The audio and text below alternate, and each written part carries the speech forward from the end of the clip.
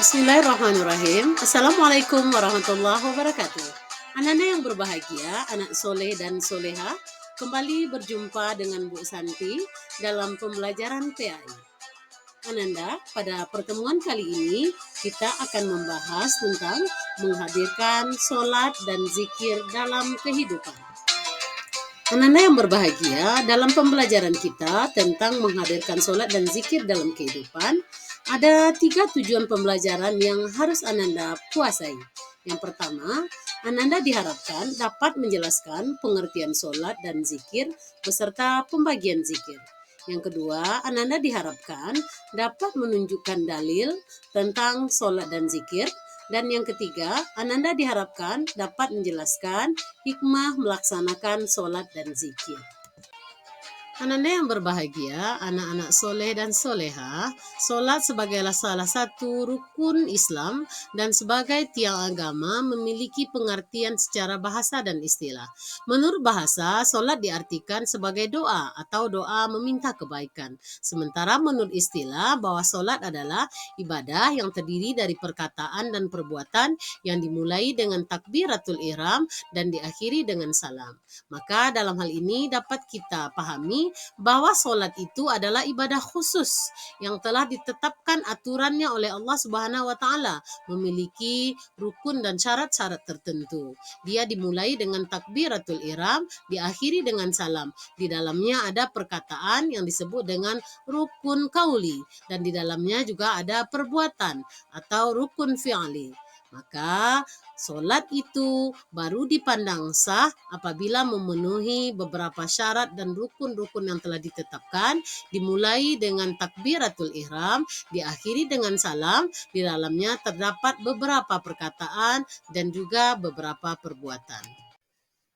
Anak-anak yang berbahagia, dalil yang menjelaskan bahwa sholat berfungsi sebagai pencegah dari melakukan perbuatan keji dan mungkar terdapat dalam surah Al-Ankabut ayat 45 yang berbunyi, A'udzu billahi minasyaitonir rajim.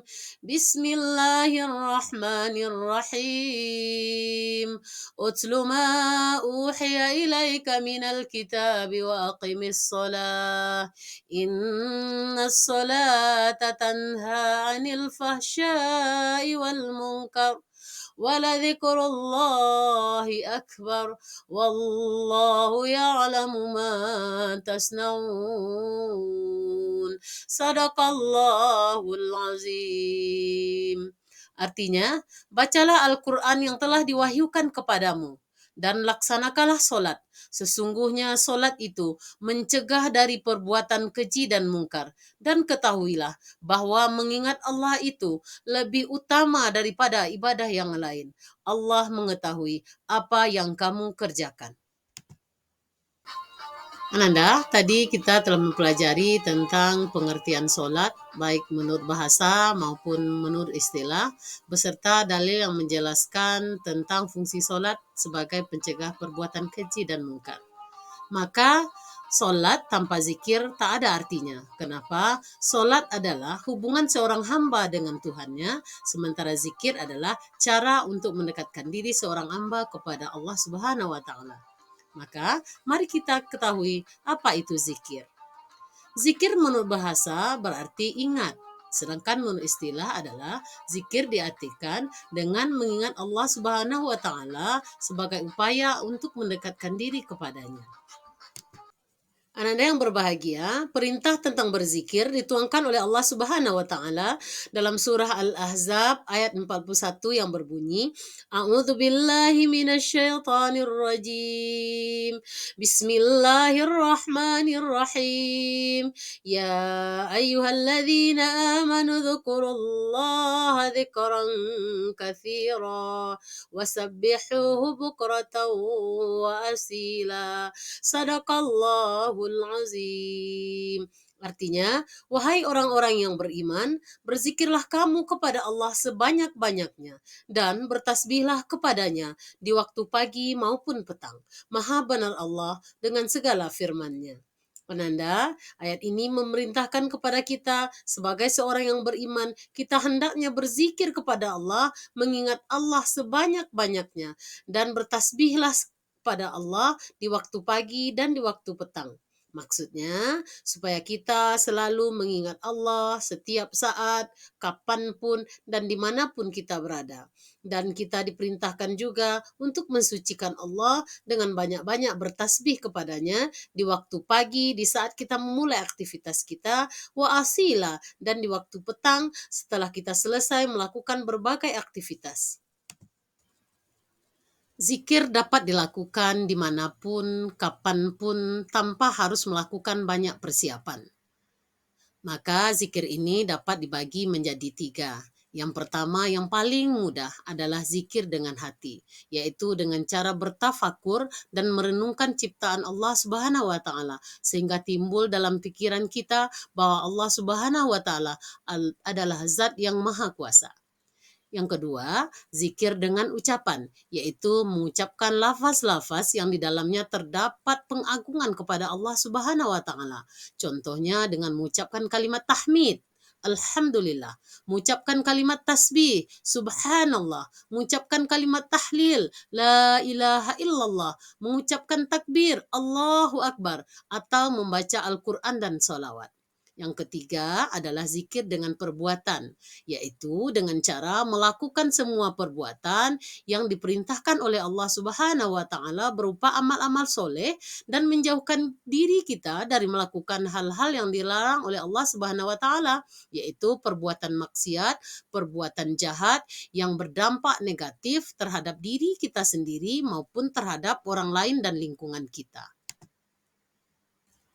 Anak-anak yang berbahagia, kita telah mempelajari secara panjang lebar tentang pengertian solat, secara bahasa dan secara istilah.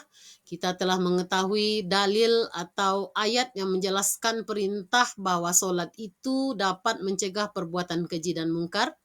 Kemudian kita telah mempelajari tentang zikir, pengertian zikir, dalil yang menganjurkan untuk berzikir, pembagian zikir mulai dari zikir hati, zikir lisan, zikir perbuatan, maka sampailah kita pada mengambil hikmah dari melaksanakan solat dan zikir. Solat dan zikir adalah ibadah yang menjadi satu kesatuan tanpa bisa dipisahkan. Solat adalah mi'rajul mu'minin, adalah mi'rajnya seorang mukmin untuk bertemu dengan Allah Subhanahu wa taala melalui ibadah solat. Sementara solat itu berisikan zikir, karena dalam solat kita berusaha dengan khusyuk untuk mengingat Allah dan menghadirkan Allah di dalam hati kita. Sementara zikir adalah cara yang dapat kita lakukan untuk mendekatkan diri kepada Allah Subhanahu wa taala melalui perkataan, melalui hati, melalui perbuatan dengan mengucapkan kalimat-kalimat terbaik berupa kalimat-kalimat yang bisa mengingat Allah Subhanahu wa taala dan direalisasikan dalam perbuatan kita. Maka hikmah dari melaksanakan solat dan zikir yang pertama adalah akan tertanamnya akidah tauhid dalam jiwa seseorang. Kita akan meyakini semakin yakinnya bahwa Allah lah Allah yang Maha Esa, Tuhan yang satu-satunya patut disembah. Yang kedua, melalui solat dan zikir akan terjalin hubungan yang baik antara manusia dengan Allah. Yang ketiga, orang yang melakukan solat dan zikir akan memperoleh kedamaian, memperoleh keamanan dan keselamatan dari Allah Subhanahu wa taala. Yang keempat, zikir akan dapat memperkuat jiwa seseorang dalam hubungannya dengan Allah Subhanahu wa taala. Yang kelima, solat dan zikir akan membawa ketenangan jiwa dan menjauhkan diri dari kelalaian. Yang keenam, melalui solat dan zikir, kita dilatih untuk hidup disiplin dan patuh kepada semua aturan yang ada. Yang ketujuh, melalui solat dan zikir dapat membiasakan seseorang pada perbuatan, perkataan yang baik dan bermanfaat. Yang kedelapan, solat dan zikir menumbuhkan akhlak yang mulia dan menjauhkan diri dari perbuatan hal-hal yang negatif yang tidak bermanfaat. Melalui hikmah melaksanakan solat dan zikir ini, kita akan menjadi pribadi yang baik, baik di mata Allah, baik bagi diri kita sendiri, dan baik bagi orang sekitar kita dan alam sekitar kita. Anda yang berbahagia, demikianlah pembelajaran kita kali ini.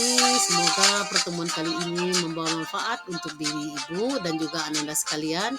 Jadilah pribadi yang taat dan soleh dengan selalu melaksanakan sholat sebagai penjaga dari melakukan perbuatan keji dan mungkar, dan senantiasalah berzikir kepada Allah Subhanahu wa taala di hati kita, di lisan kita, dalam perbuatan kita, sehingga kita menjadi pribadi-pribadi yang taat, yang selalu disayang oleh Allah Subhanahu wa taala, dan insya Allah bahagia dunia dan akhirat.